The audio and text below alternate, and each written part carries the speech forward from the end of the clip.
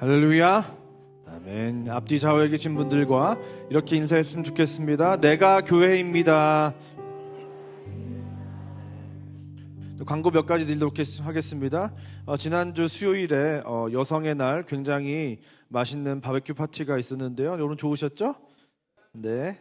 남성분들은 안 드셨는데 좋다고 하시네요. 자, 이번 주 목요일에는 또 소망교구 우리 상곡교회 어르신들과 함께하는 식사 시간이 있습니다. 모두 다 참석해 주셨으면 감사하겠습니다.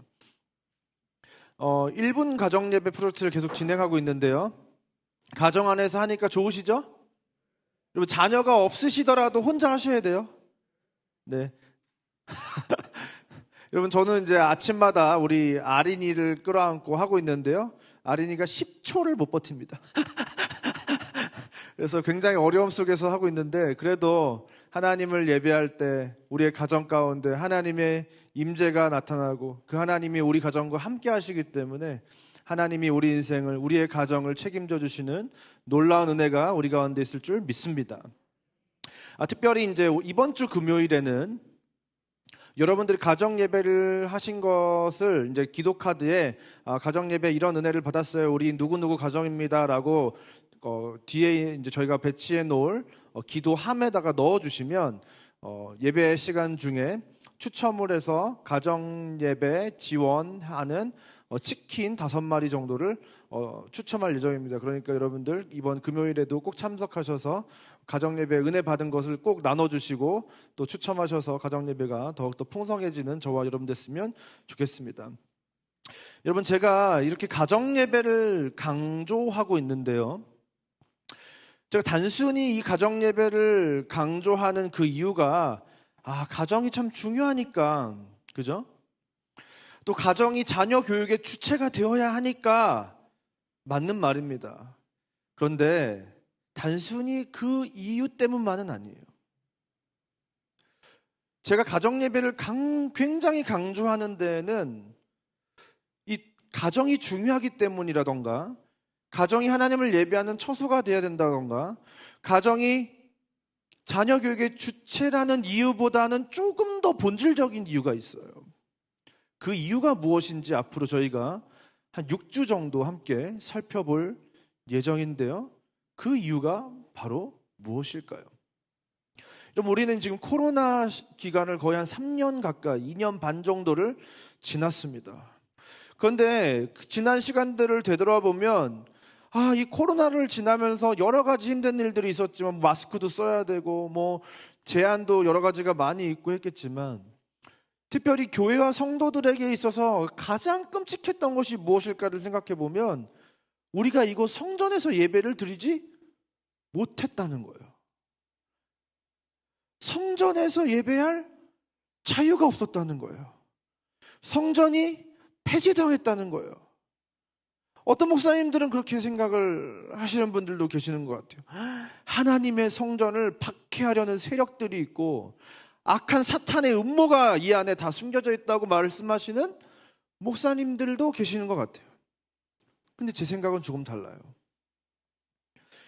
지금 이 코로나를 통해서 교회를 멈추시고 심지어 교회의 예배를 멈추셨던 이 사건은 역사상 유례가 없었던 이 사건은 사탄의 역사가 아니라 하나님의 역사라는 사실입니다.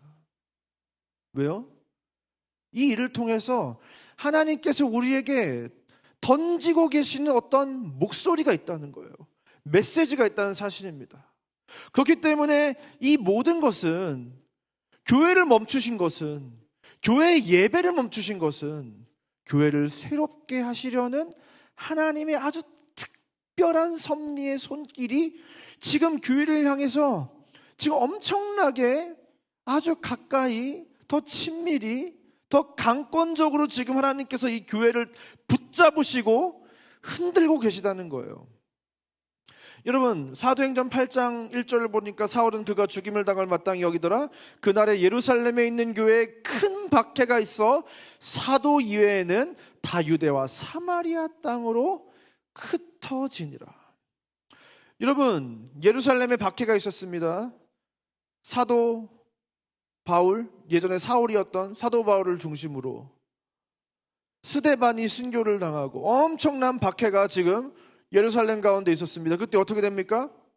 사도 이에는 유대와 사마리아에 있는 모든 땅으로 흩어진지라. 예루살렘 교회가 순간적으로 해체가 되어버렸다는 거예요. 여러분, 오순절 이후에 수많은 기적과 예루살렘 교회의 엄청난 부흥과 너무나도 교회가 부흥하니까 이 교회가 너무나도 방대한 조직이 돼서 그 조직을 운영하기 위해서 많은 시스템들과 제도들이 세워지고 집사가 세워지고 그 속에서 수많은 사랑의 교제와 헌신과 서로 섬김과 아름다운 교회가 지어져 가고 있었는데 교회가 한순간에 사라졌다는 거예요. 사탄의 세력의 역사입니까? 아니요. 여러분, 심지어 AD 70년경에는 성전이 완전히 파괴가 돼버리고 예루살렘 땅에 교회가 없어지게 됩니다. 그리고 수많은 사람들이 이제 디아스포라 유대인으로 전 세계에 흩어져서 살아가게 됐어요. 나라 없는 백성이 됐습니다. 이스라엘 백성이.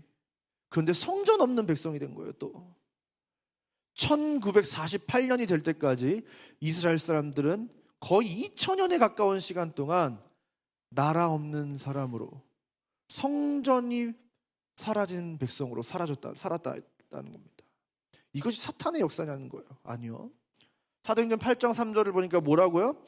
그 흩어진 사람들이 두루 다니며 복음의 말씀을 전할세. 하나님이 교회를 붙들고 흔드시는 이유가 있다는 거예요. 하나님이 오늘날 이 2000년이 지난, 예수님이 오시고 승천하신 지 2000년이 지나는 이 시점에 이 교회들을 향해서 하나님께서 뭔가 하시고자 하는 하나님 마음속에 있는 들끓는 어떤 마음이 있다는 겁니다. 여러분, 이제 이 예루살렘 교회는 이 하나님의 알 수 없었던, 예루살렘 이렇게 부흥하고 성장했던 교회를 한순간에 없애셨던 그 하나님의 도무지 알 수 없는 이 섭리로 인해서 새로운 국면으로 전환됐다는 거예요. 단순히 예루살렘에 모여서 예배하는 교회가 아니라 전 세계로 흩어지는 교회가 바로 세워주셨다는 겁니다. 그것이 하나님의 첫 번째 이 교회를 흔드셨던 거예요. 근데 어쩌면 이 코로나 시국 이후에 전 세계 교회 가운데, 이제 흩어진 전 세계 교회 가운데 하나님께서는 이 코로나라는 정말 역사상 유례 없었던 이 일들을 통해서 다시 한번 교회를 흔들고 계시다는 거예요. 그렇다면 하나님은 도대체 어떤 생각으로 교회를 흔들고 계시냐는 겁니다.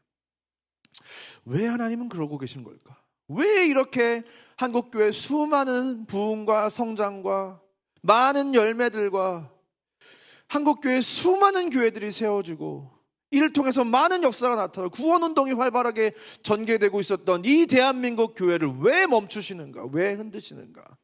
앞으로 수주간 우리가 이 하나님 나라 역사의 새 국면이 무엇인지, 우리가 맞이하고 있는 새로운 페이지가 무엇인지, 이제 이 시대의 교회가 나아가야 될 방향은 무엇인지 그 하나님의 부르심에 우리가 응답해 보도록 하겠습니다.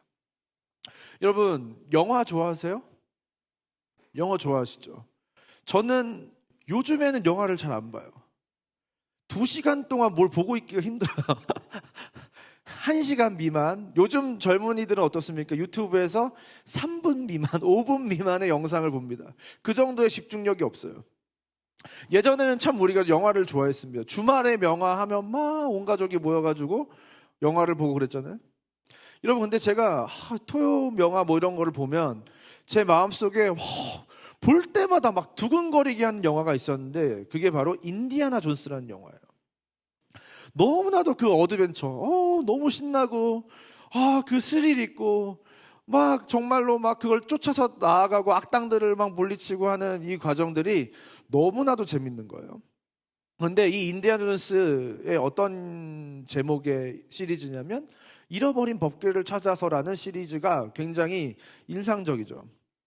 여러분, 이렇게 인디아나 존스는 굉장히 신비로운 것들, 뭐 법궤라든지 어떤 성배라든지 성경 속에 등장하는 성물들을 찾아 떠나는 어드벤처 모험 이야기가 바로 인디아나 존스입니다. 그런데 이 잃어버린 법궤 법궤를 찾아서 떠나는 시리즈가 있어요. 근데 여러분, 이 법궤는 어떻게 됐다는 거예요? 법궤가 잃어버렸다는 거예요. 없어졌다는 거예요. 사라졌다는 겁니다. 여러분, 솔로몬 성전에 있었던 이 법궤가 어느 날 갑자기 사라졌다는 겁니다. 많은 전설들에 의하면 기원전 980년경에 이집트 시세방이 예루살렘 침략 때 가져갔다는 얘기도 있고, 그래서 타니스라는 곳에 옮겨가지고 영혼의 우물이라는 방에 숨겨놨다, 이런 전설도 있어요.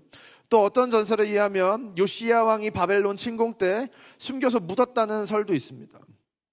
여러분, 법궤에 대한 굉장한 관심들이 사람들이 많이 있다는 거예요. 그런데 아직도 그 관심이 이어지고 있어요.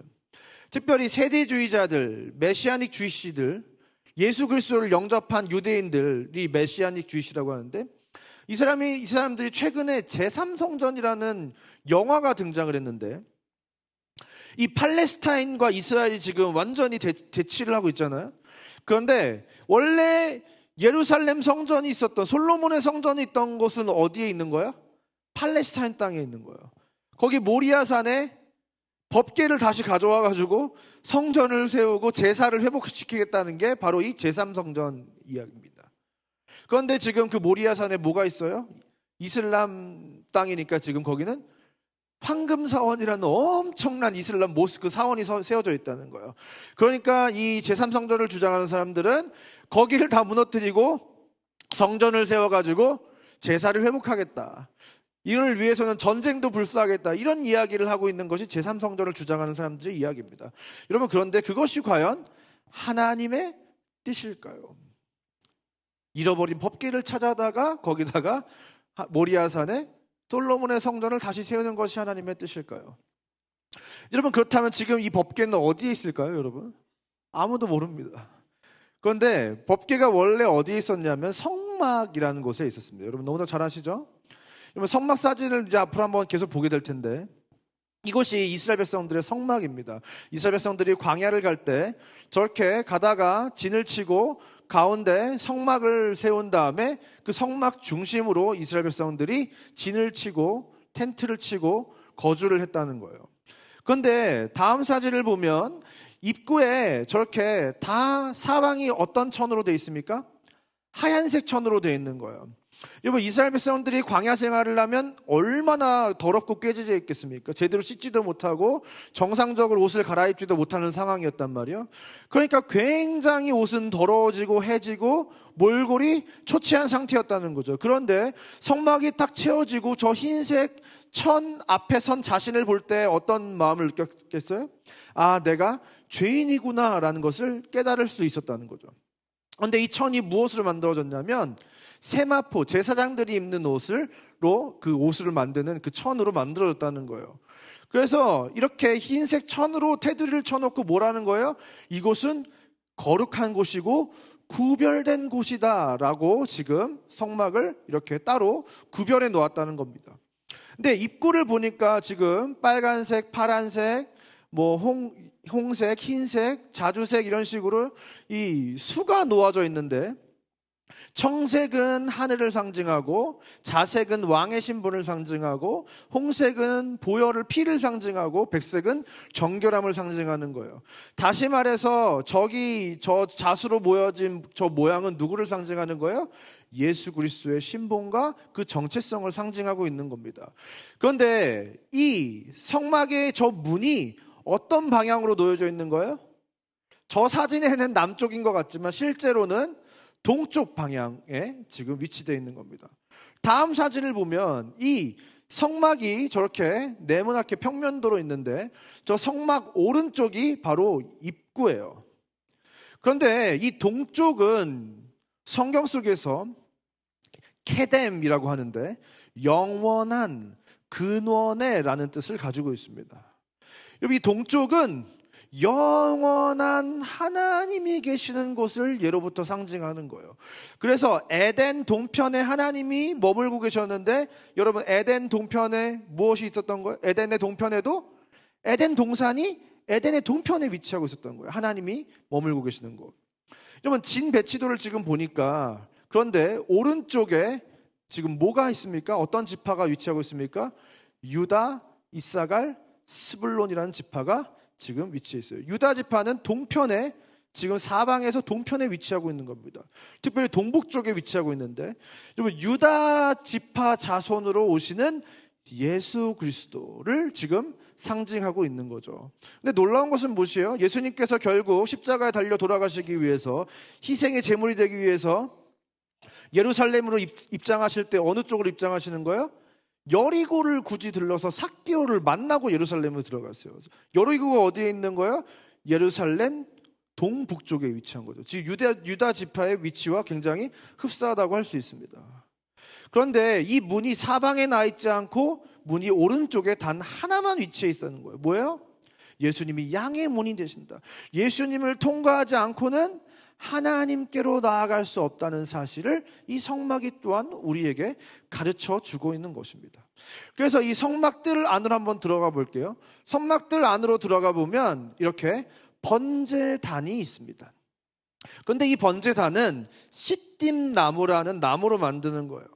이 시띠나무는 어떤 나무냐면, 여러분 광야에 막 가는데 나무가 뭐 있었겠습니까? 그러니까 광야에 흔한 가시나무가 바로 이 시띠나무예요.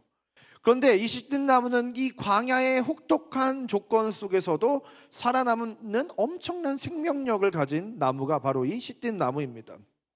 잘 썩지도 않고 뒤틀리지도 않는다고 해요. 그래서 성막에 많은 기물들에 사용이 되는데, 기둥이나 법궤나 떡상 등에 사용이 되는 것이 바로 이 시띠나무입니다.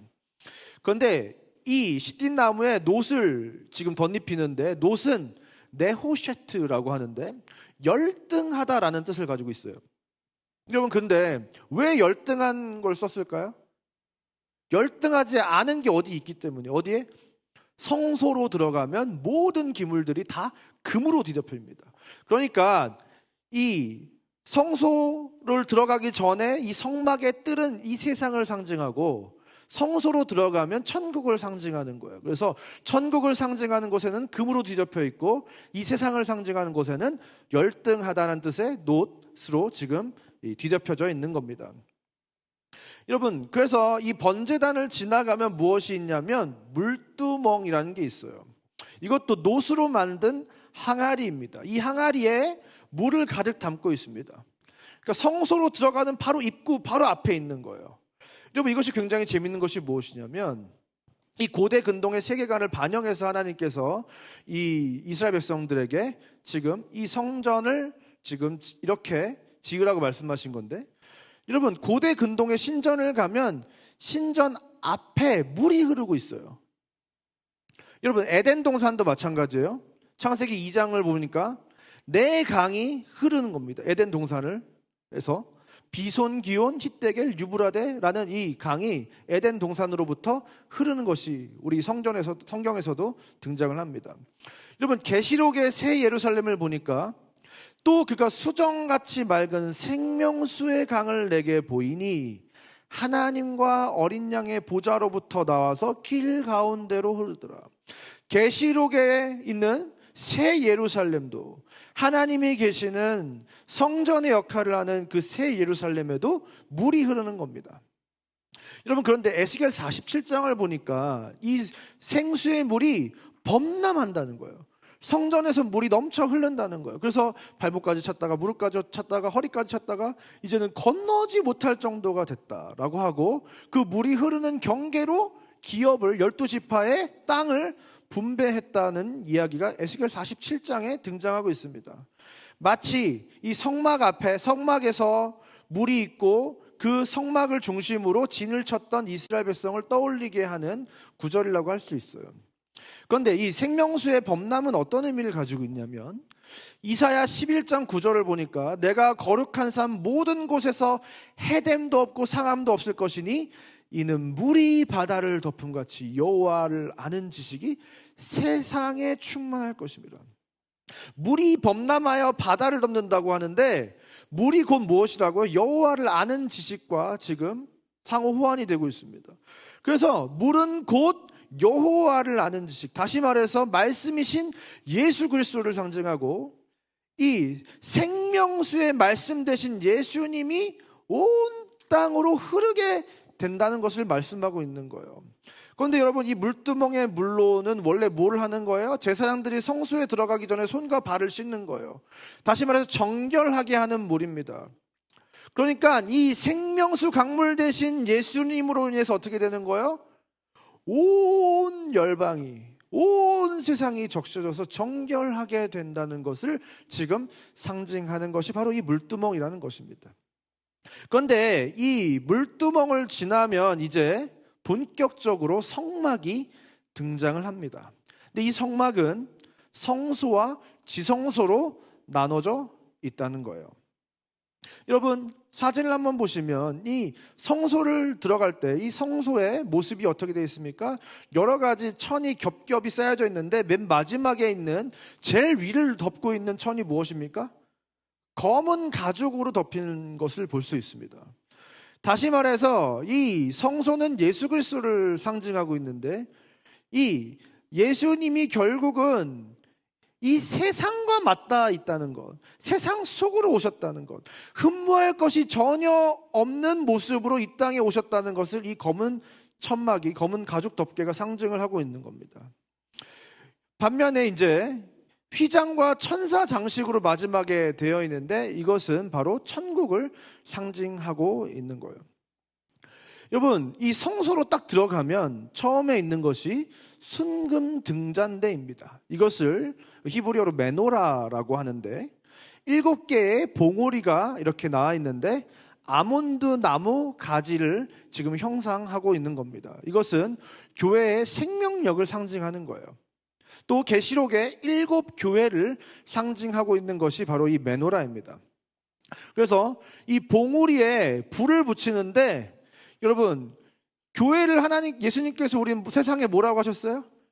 빛이라고 하셨잖아요. 이 어두운 세상 가운데 빛을 비춰야 될 교회의 사명이 무엇인지를 이 메노라가 우리에게 가르쳐주고 있는 겁니다. 그런데 이 불이 밤과 낮으로 꺼지지 않게 했다고 성경은 말하고 있는데요. 심지어 보초를 세웠다고요. 왜요? 여러분, 교회가 빛을 비추지만 참 빛은 누구세요? 예수 그리스도시잖아요. 계시록 21장을 보니까 그 성은 해나 달의 비침이 쓸데없으니 이는 하나님의 영광이 비치고 어린 양이 그 등불이 되심이라. 실제로 그 메노라의 그 등불은 사실은 누구시라는 거예요? 예수 그리스도시라는 겁니다. 여러분, 이 교회는 다시 말해서 그 등불 대신 예수 그리스도의 모형으로 이 땅 가운데 예수님께서 다시 오시는 그날까지 존재한다는 사실을 우리는 기억해야 됩니다. 그래서 빛 대신 예수님이 다시 오시는 아침이 밝아오는 그날까지 우리는 이 어두운 세상 가운데 빛을 밝히는 역할을 감당해야 된다는 사실을 지금 이 메노라가 우리에게 가르쳐주고 있습니다. 그런데 무슨 힘으로 이 불을 밝히는 거예요? 순전한 올리브 기름을 태워서 이 불을 밝히는 겁니다. 다시 말해서 성령의 능력으로 빛을 밝히는 곳이 바로 교회다라는 것을 가르쳐주는 것이죠. 여러분, 그 처음에 딱 성전에 들어가면 왼쪽에 있는 게 메로나고 오른쪽에 가면 떡상이 있습니다. 이것을 히브리어로 라햄파님이라고 하는데 한국말로 번역을 하면 얼굴떡이라는 거예요. 12개, 6개 누룩 없는 떡을 지금 진설을 하고 있는데요. 왜 얼굴떡이라고 얘기하게 하냐면 이 떡에 하나님의 얼굴이 비춰지고 있다는 거예요. 시편 31편을 보니까 주의 얼굴을 종에게 비추시고, 주의 얼굴이 비쳤다는 건 무엇입니까? 하나님의 임재가 그 백성들, 12지파 되는 이스라엘 백성들 간에 있다는 겁니다. 여러분, 12개의 이 누룩 없는 떡은 바로 이스라엘 12지파를 상징하고 영적인 이스라엘 이 성도를, 교회를 상징하고 있는 겁니다. 그래서 이 사진을 한번 다시 한번 보시면, 다음 사진을 보시면 이 메노라의 건너편에 지금 바로 이 진설병이 담겨진 이 떡상이 위치되고 있어요.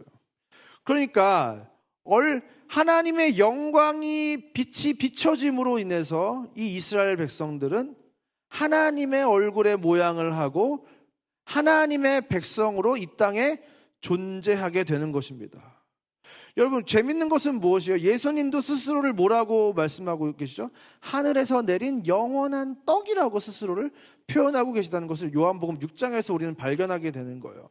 하늘로부터 오신 참떡이신 예수님이 12개의 떡이 이스라엘 가운데로 찾아오셨잖아요. 그래서 이 얼굴떡으로 불리는 이 교회는 예수님의 얼굴을 하고 있어야 된다는 것을 우리에게 가르쳐주고 있습니다. 사실은 이런 이야기들을 굉장히 더 자세하게 할 수 있는데 오늘은 그 이야기를 한 날이 아니기 때문에 빨리빨리 넘어가도록 하겠습니다. 그리고 이제 정면에 딱 들어가면 정면에 분향단이라는 게 있어요. 분향은 무엇을 하는 거냐면 기도를 상징하는 겁니다. 여러분, 기도를 어떻게 했냐면 출애굽기 30장을 보니까 아론이 아침마다 그 위에 향기로운 향을 사르되 등불을 손질할 때 살을 찌며 또 저녁 때에 등불을 켤 때에 살을 찌니 이 향은 너희가 대대로 여호와 앞에 끊지 못할 것이며, 밤과 낮으로 기도의 향이 올라갑니다. 이 기도가 끊어지지 않아야 된다는 거예요. 여러분, 데살로니가 전서 5장 17절에서 뭐라고요? 항상 기도하라, 쉬지 말고 기도하라. 그 정신이 신약에 와서도 이어지고 있는 것입니다. 그런데 이 기도의 불을 붙일 때 이 불을 어떤 불로 붙이냐면 번제단에서 태우고 남은 수치로 붙인다는 거예요. 남은 불로 붙인다는 거예요. 이건 뭐예요? 결국 예수 그리스도의 희생을 통해서 우리가 그 기도로 하나님께로 나아갈 수 있다는 사실을 그것이 가르쳐주고 있는 것입니다. 그래서 우리가 기도할 때 뭐라고 기도하는 거예요? 예수님의 이름으로 기도합니다 라고 하는 거예요. 여러분, 이제 우리는 성소와 지성소는 완전히 구별이 돼 있었어요. 그래서 기도로 하나님께 나아갈 수 있었다는 사실을 이제 우리가 알 수 있었는데, 여러분, 근데 지성소는 무엇일까요? 여러분, 이 성소를 지나가야 되는데 이 지성소 실제로 1년에 단 한 번 대속제일에 제사장밖에 못 들어갔어요. 여러분, 성막은 예수님과 예수님의 구원 사역이 무엇인지를 우리에게 가르쳐주고 있는 것이고, 그 예수님과 연합된 교회와 그 성도가 누구인지를 가르쳐주고 있는 것이 바로 이 성막입니다. 그런데 이 예수님의 희생으로 말미암아 정결하게 된 이스라엘은 이미 하늘에 속한 성소의 일부가 되어가지고 하늘에 속한 자로 지금 성소 안에 존재하게 된다는 거예요. 그리고 이제 더 나아가서 예수님의 이름으로 왕의 지성소로 나아갈 수 있게 되는데, 마태복음 15장 38절에 뭐라고 말씀하십니까? 이내 성소의 휘장이 위로부터 아래까지 찢어져 둘이 되니라. 예수님이 십자가의 그 희생으로 구속의 역사를, 그 사역을 완수하시니까 어떻게 됐다는 거예요?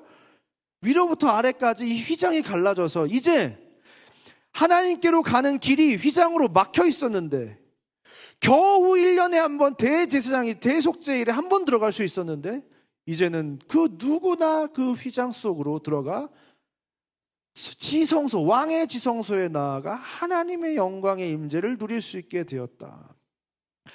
여러분, 휘장이 갈라진다는 게 보통 일이 아니에요. 폭이 18m, 세로가 6m입니다. 제사장 300명이 동원돼야 설치를 할 수 있었대요. 그리고 휘장의 두께가 거의 20cm 가까이 됐다고 합니다. 여러분, 그런데 히브리서 10장 20절에서 그 휘장이 누구라고? 휘장은 그의 육체니라. 예수 그리스도의 몸이에요. 그러니까 예수님의 그 몸이 찢기심으로 말미암아 이제 우리는 담대히 하나님께로 나아갈 수 있게 되었다는 사실을 이 성막이 다 가르쳐주고 있는 겁니다. 그래서 히브리서 10장 19절에 그러므로 형제들아, 우리가 예수의 피를 힘입어 성소에 들어갈 담력을 얻었나니, 이제 찢기시고 피 흘리신 예수님으로 인해서 우리는 성소로, 왕의 지성소로 들어갈 담력을 얻게 되었다는 겁니다. 그렇다면 들어가서 이제 무엇을 하게 됩니까? 이제 왕의 지성소로 들어가게 되었다는 것이 어떤 의미를 가지고 있습니까? 여러분, 들어가면 뭐가 있습니까? 법궤가 있다는 거예요. 여러분, 이 법궤는 어떻게 만드냐면 출애굽기 37장 1절을 보니까 부셀일이 조각목으로 궤를 만들었으니 길이가 2규빗반이요 너비가 1규빗반 높이가 1규빗반이며 가로가 114cm 세로가 68cm 아카시아 나무에 금으로 덧칠을 합니다. 그리고 금 고리를 4개를 만들어가지고 봉을 끼워서 다닐 수 있게 합니다. 여러분, 왜 법궤가 거기 안에 있을까요? 지성소로 들어가면 법궤가 딱 동그라니 놓여져 있는 거예요. 여러분, 왜 법궤일까요? 모세가 시내산에서 받은 2 돌판이 저기 뚜껑을 열면 안에 상자처럼 돼 있거든요. 그러면 그 안에 모세가 시내산을 받은 그 2 돌판이 있다는 거예요. 그런데 거기에는 원래 3가지가 담겨져 있거든요. 다음 시간에 우리가 좀 더 살펴볼 텐데, 만나가 든 2 항아리가 있고 아론의 쌍난 지팡이도 같이 있습니다. 그런데 왜 법궤라고 불릴까요? 법궤가 굉장히 중요하기 때문이에요. 여러분, 이 법궤는 2가지 의미가 있습니다. 여러분, 성경에는 이 궤가 3가지가 등장을 합니다. 이 테바라고 하는 궤가 3가지가 등장하는데, 첫 번째는 노아의 방주를 이 궤라고 성경이 말하고 있고, 2번째로는 모세의 갈대 상자를 이 궤라고 이야기하고 있고, 바로 이 법궤, 이 3개가 테바라는 이름입니다. 모두 다 상징하고 있는 게 뭐예요? 하나님의 구원을 상징하는 거예요. 방주를 통해서 이스라엘 백성이 구원을 받습니다. 모세가 죽을 수밖에 없었던 모세가 이 갈대 상자로 인해서 생명을 얻게 되고, 이스라엘 민족이 또 애굽으로부터 구원을 얻게 됩니다. 그리고 이 법궤도 하나님의 구원을 상징하고 있는 거예요. 구원의 비밀을 지금 제시를 하고 있는 것이 바로 이 법궤입니다. 여러분, 성막의 기물 배치 모양을 한번 보세요. 사진을 한번 볼까요? 성막의 기물 배치 모양을 보면 어떻게 되어 있습니까? 번제단을 지나서 물두멍을 지나서 분향단이 있고, 좌우에는 메노라와 떡상이 있습니다. 그리고 뭐가 있어요? 법궤. 이 모양 자체가 지금 상징하고 있는 게 뭐예요? 예수 그리스도, 십자가를 상징하고 있다는 거예요. 성막은 그냥 지어진 게 아니에요. 하나님께서 이 성막을 통해서 하나님이 이 인류를 어떻게 구원하시는지, 이 구원이 어떻게 역사되는지에 대한 이 의미와 비밀과 이 방법들이 다 함축되어 있는 것이 바로 이 법궤, 이 성막이고 법궤라는 거예요. 여러분, 그래서 이 법궤는 구원을 상징하는데, 2번째로는 법궤는 통치를 상징합니다. 여러분, 이 법궤는 하나님의 보좌의 축소판이에요. 여기를 시은자라고도 표현하는데 하나님이 앉으신다는 거예요. 거기서 하나님께서 다스리시고 통치하신다는 거예요. 여러분, 단순히 법궤는 그냥 제사 드리는 곳이 아니었고, 하나님이 거기에 앉으셔서 이스라엘 백성을 통치하신다는 것의 상징이었어요. 하나님은 공의로 심판하시고 다스리시는 분이시고, 이 법궤가 있는 곳에서는 하나님의 임재가 있고 그 하나님의 통치가 있기 때문에 하나님의 나라가 세워지는 거예요. 여러분, 이 법궤는 구원과 하나님의 통치를 상징하고 있습니다. 그런데 그 법궤가 어디 있냐는 거예요. 그 법궤가 어디 있냐는 거예요. 여러분, 예레미야 3장 16절부터 17절의 말씀을 한번 제가 읽어보겠습니다. 여호와의 말씀이라 너희가 이 땅에서 번성하여 많아질 때에는 사람들이 여호와의 언약궤를 다시는 말하지 아니할 것이요, 생각하지 아니할 것이요, 기억하지 아니할 것이요, 찾지 아니할 것이요, 그들에게 여호와의 보좌라 일컬음이 되며, 그때 예루살렘이 그들에게 여호와의 보좌라 일컬음이 되며 모든 백성이 그리로 모이리니.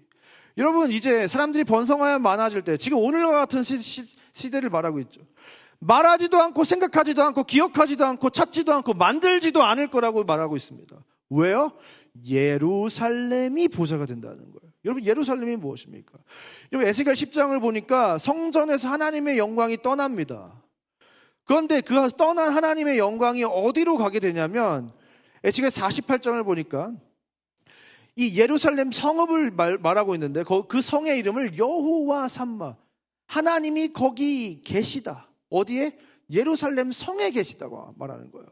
이제 하나님이 계시는 곳이 성소였잖아요. 이제 예루살렘 성이 하나님이 거하시는 성전이 된다는 거예요. 성전이 그냥 요만한 땅에 있는 것이 아니라 이제는 성 전체에 하나님이 임재하신다는 거예요.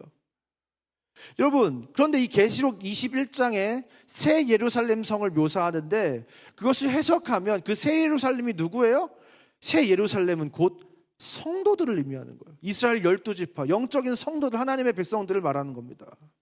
다시 말해서 이제 하나님의 영광의 임재가 성전을 떠나서 성으로 확장된다는 것은 무엇이냐면 이제 하나님의 임재가 단순히 건물, 어떤 텐트 안에 계시는 것이 아니라 하나님의 백성 가운데로 그 하나님의 임재가 확장되고 이전된다는 것을 말하는 거예요. 이런 법궤는 성도예요. 그래서 이제 이 세상엔 법궤가 필요 없다는 것입니다. 법궤를 찾지도 않고 만들지도 않을 거라는 거예요. 생각하지도 않고 기억하지도 않을 거라는 거예요. 이 쬐끄만한 법궤, 한 요만한 법궤 필요 없다는 거예요. 왜? 이제 성도 모두가 법궤이기 때문에. 그래서 고린도전서 3장 16절에 이렇게 말씀합니다. 너희는 너희가 하나님의 성전인 것과 하나님의 성령이 너희 안에 계시는 것을 알지 못하느냐. 하나님의 영이 우리 안에 있기 때문에 이제 우리가 성전이고 법궤, 하나님이 좌정하시는 보좌의 축소판인 법궤가 바로 저와 여러분이라는 사실입니다. 여러분, 지성소 안에 법궤는 하나님의 임시 처소였어요. 그러나 요한계시록이 우리에게 말씀해 주는 것은 무엇이요? 이제 성도가 하나님의 처소이고 하나님의 임재의 자리라는 것을, 보좌라는 것을 말씀해 주는 겁니다. 그래서 더 이상 이제 우리에게 법궤는 필요가 없다. 지상에 우리가 모이는 이런 교회, 성전은 하늘의 성전을 상징하고 있는 겁니다. 이제 이 땅의 성전과 법궤는 따로 필요하지 않아요. 이제 성도된 우리가 성전이 되어서 하늘을 상징하는 존재로 이 땅을 살아가야 된다는 겁니다.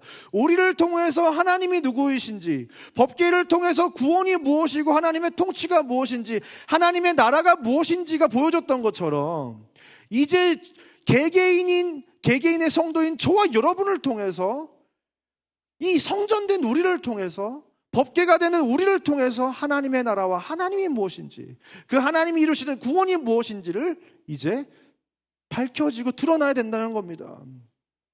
여러분, 코로나를 통해서 하나님께서 교회의 근간을 두고 계시는데 그것의 가장 큰 이유는 무엇입니까? 이 건물이 교회가 아니라 우리가 교회라는 것을 우리에게 가르쳐 주시는 거예요. 집에서 예배를 드리니까 찝찝하네. 그 종교심을 허물어야 됩니다. 그래서 이제 하나님의 나라의 역사가 이 건물 교회를 넘어서 성전된 성도를 통해서 이루어질 거라는 것을 지금 하나님께서 우리에게 가르쳐주고 계신 겁니다. 예루살렘 교회를 허무시고 예루살렘을 흩으셨던 것처럼 이제 오늘날의 교회를 다시 한번 흔드시고 흩으시는 거예요. 이제 성전의 확장이 하나님께서 이 시대에 던지시는 화두라는 것입니다. 여러분, 교회가 편의점보다도 많대요. 7만여 교회가 있다고 하는데 실제로 미조직 교회까지 합쳐하면 한 10만 교회가 될 거예요. 그런데 여러분, 10만 개가 뭐가 있는 줄 아세요? 우리나라에 카페가 10만 개래요. 여러분, 교회 굉장히 많은 것 같아요. 와, 교회 진짜 많다. 와, 10만 개나 되니까 카페가 이렇게 많은데 카페만큼 교회가 있어? 와, 대단하다. 근데 여러분, 성전된 성도의 숫자는 몇 명이에요? 1000만 명이라는 거예요.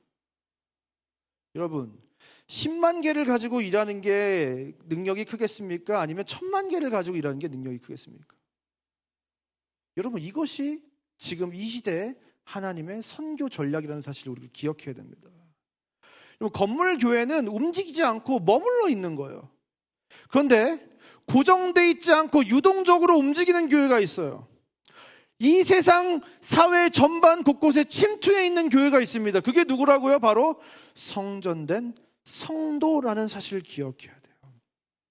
여러분, 아모스 선지서를 보니까 다윗의 장막을 회복할 것을 예언하고 있습니다. 아모스 9장을 보니까 그날에 내가 다윗의 무너진 장막을 일으키고 그것들의 틈을 막으며 그 허물어진 것을 일으켜서 옛적과 같이 세운다는 거예요.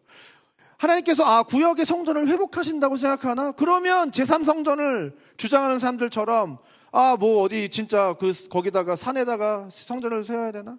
그런데 그 사람들이 세우겠다고 하는 것은 솔로몬 성전이지 다윗의 성전은 아니거든요. 모세의 장막도 아니고 솔로몬의 아름다운 성전도 아니고 다윗의 장막을 하나님께서 회복하시겠다는 이유가 뭘까요? 여러분, 일단 땅에 박혀서 건물로 지어진 솔로몬 성전은 유동성이 없고요, 모세의 장막은 휘장이 있어서 지성소로 들어가지 못합니다. 그런데 다윗의 장막은 어떻게 했는지 아세요? 다윗의 장막은 성소와 지성소가 없었어요. 텐트 쳐놓고 법궤 갖다 놨어요. 그리고 제사장과 대제사장만 들어간 게 아니라 그 백성 모두가 들어올 수 있었어요. 백성 모두가 들어올 때 고기 한 덩이와 건포도 빵을 줬습니다. 그래서 많은 사람들이 더 찾아왔어요, 그거 먹으려고. 그래가지고 같이 거기서 뭐 제사 드리고 뭐 이런 게 아니라 밤낮으로 찬양을 하기 시작합니다. 이게 교회예요. 이것이 하나님께서 회복하시기 원하는 교회예요. 여러분, 다윗의 장막은 예수의 피로 지성소로 나아가게 된 성도를 상징하는 거예요. 땅에 박혀 유동성 없는 교회가 아니라 언제나 치워버릴 수 있는 움직이는 교회인 성도를 상징하는 겁니다. 하나님께서 그 다윗의 장막을 회복하시겠다는 거예요. 이제 예수님이 오시기 2000년이 지난 지금 하나님은 코로나를 통해서 우리에게 주신 메시지가 있다는 거예요. 뭐예요? 다윗의 장막을 회복해야 된다는 사실입니다. 그리고 사도행전 15장에 이후에 내가 돌아와서 다윗의 무너진 장막을 다시 지으며 또 그 허물어진 것을 다시 지어 일으키시리니. 왜 다윗의 장막을 회복하시는 거예요? 이는 그 남은 사람들과 내 이름으로 일컬음 받는 모든 이방인들로 주를 찾게 하려 함이라 하셨으니. 여러분, 이제 하나님께서는 이 시대에 다윗의 장막, 성전된 성도를 회복하셔서 이 시대에 남은 선교의 가업을 완수하시겠다는 사실을 우리는 기억해야 됩니다. 이제 건물교회는 그 교회를 중심으로 복음을 운동을 하는 주체가 아니에요. 성전된 성도가 성전되게 하도록 돕는 역할로 전환해야 됩니다. 그리고 일주일에 한 번 모여서 천상에서 우리가 드려지게 될 그 예배를 상징하고 그것을 환기하고 기억하게 하는 용도로 사용돼야 됩니다. 그리고 이제 성전된 성도는 6일의 삶을 통해서 세상 속에 1000만 개의 교회로 파송을 받아 그곳에 하나님의 임재와 하나님의 영광과 구원과 통치가 임하게 해야 된다는 사실이에요. 그동안 교회는 어떻게 했습니까? 교회와 목회자들과 소수의 헌신된 사람들에게 복음운동을 위임하고 세상에서는 신앙과는 크게 관심 없이 상관없이 그저 경제활동을 하고 살아가는 성도를 배출했습니다. 여러분, 이제 그 형태의 교회를 벗어나야 합니다. 이제 성전된 성도의 존재로 인해서 하나님의 나라가 그 교회의 손이 미치지 않았던, 닿지 않았던 이 세상 더 구석구석에 임하는 놀라운 변혁적인 역사가 이제 시작될 것입니다. 사랑하는 상국의 성도 여러분, 이 건물이 아니라 여러분이 교회입니다. 여러분이 지금 이 자리에 모여있기 때문에 이것이 교회인 것입니다.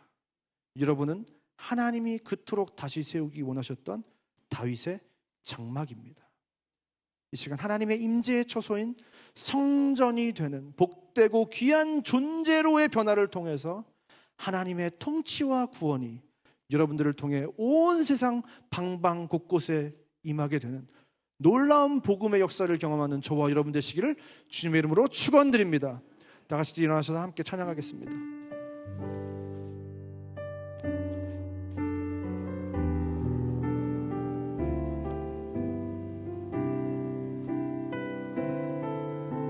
내 눈 주의 영광을 보네.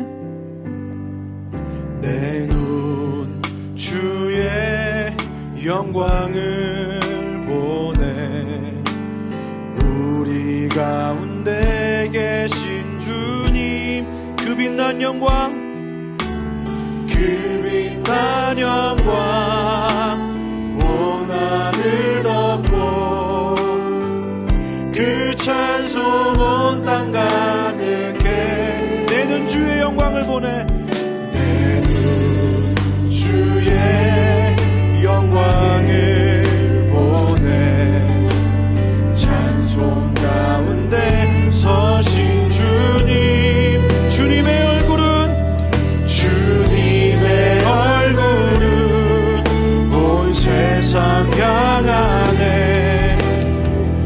권능의 팔을 드셨네. 주의 영광,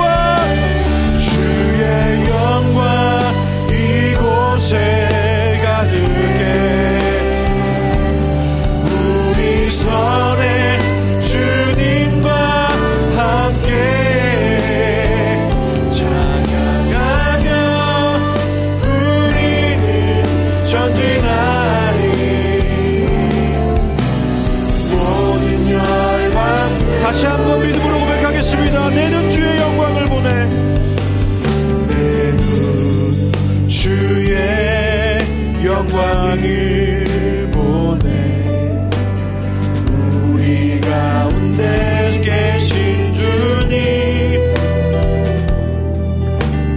그 빛난 영광 온 하늘 덮고 그 찬송 온 땅 가득해 내 눈 주의 영광을 보내 내 눈 주의 영광을 보내 찬송 가운데 서신 주님 주님의 얼굴 온 세상을 향하네 주님의 얼굴을 온 세상 향하네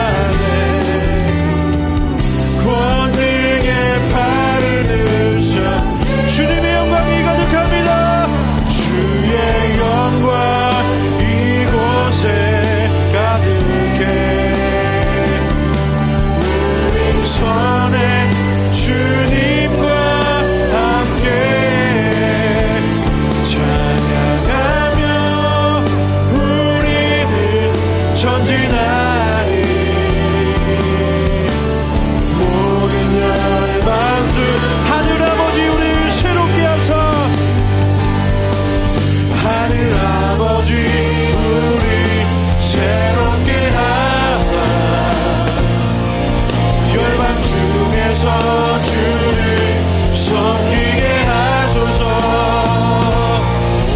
모든 나라 일어나 찬송 부르며 영광의 주님을 무한하니 우리를 통해서 열방이 주님을 보게 해주시옵소서 주의 영광 이곳에 가득해 우리 안에 가득하기 원합니다 우리 손에 우리가 주님과 함께 이 세상 가운데 서기 원합니다 찬양하며 우리는 전진하리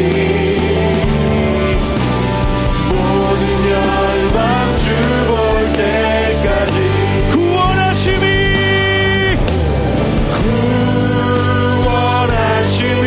보좌에 앉으신 우리 하나님과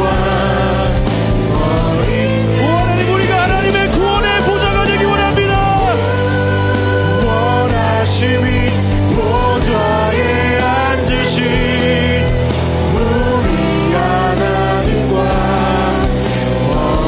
하나님 우리가 하나님의 구원의 통치의 보좌가 되기 원합니다 구원하심이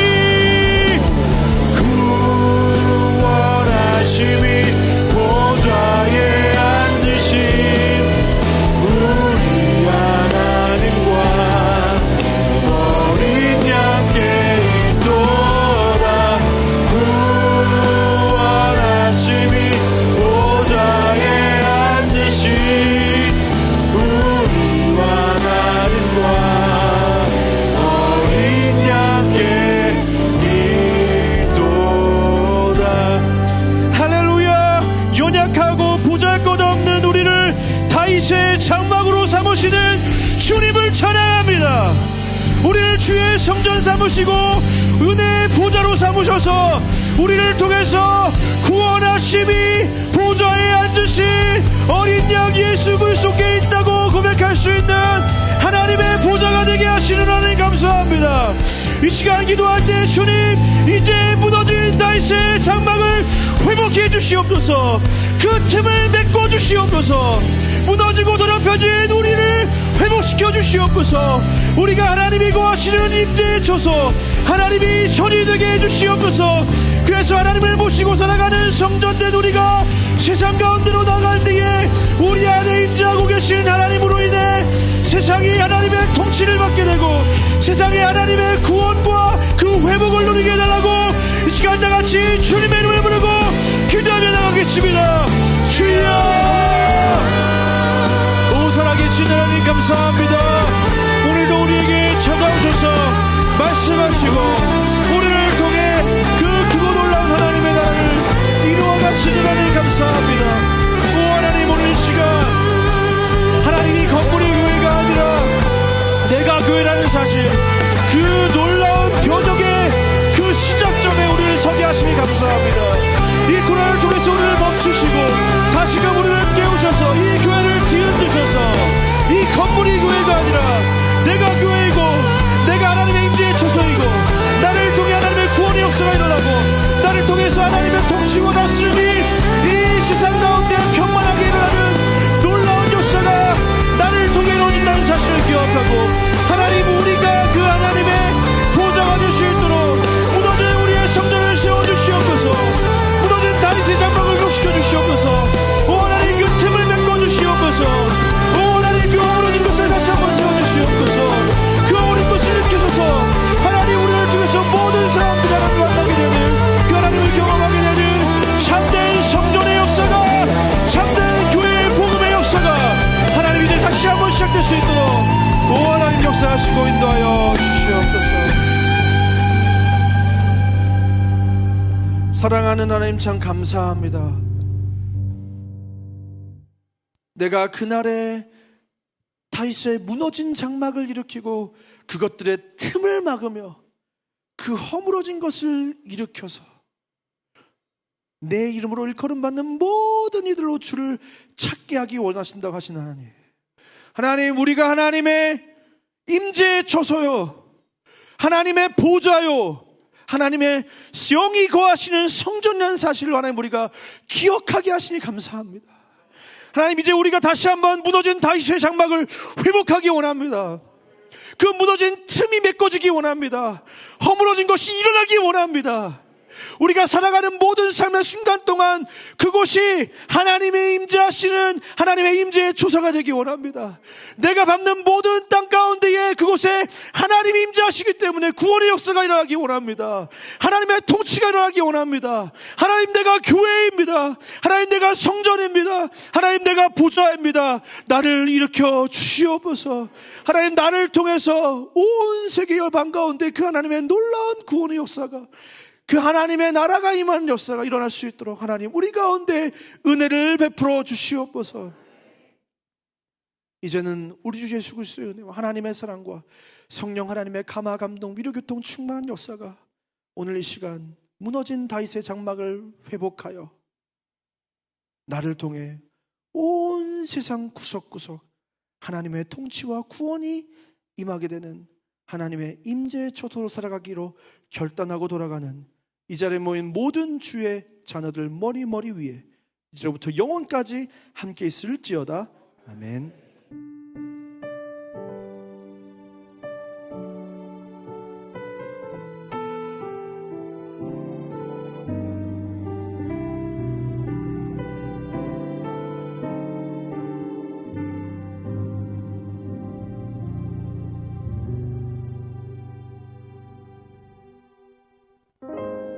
교회 소식입니다. 상국교회에 새로 오신 분들을 환영합니다. 예배 후에 앞마당 새가족 부스로 오시면 교회 안내를 받으실 수 있습니다. 새가족 교육은 매주 10시 10분 바이블홀에서 진행됩니다. 예배 일기를 통해 날마다 하나님과 동행하여 예배의 참 기쁨과 능력을 누리며 살아가시기를 축복합니다.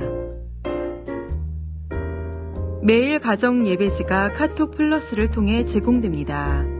가정 예배를 통해 많은 은혜 누리시길 바랍니다.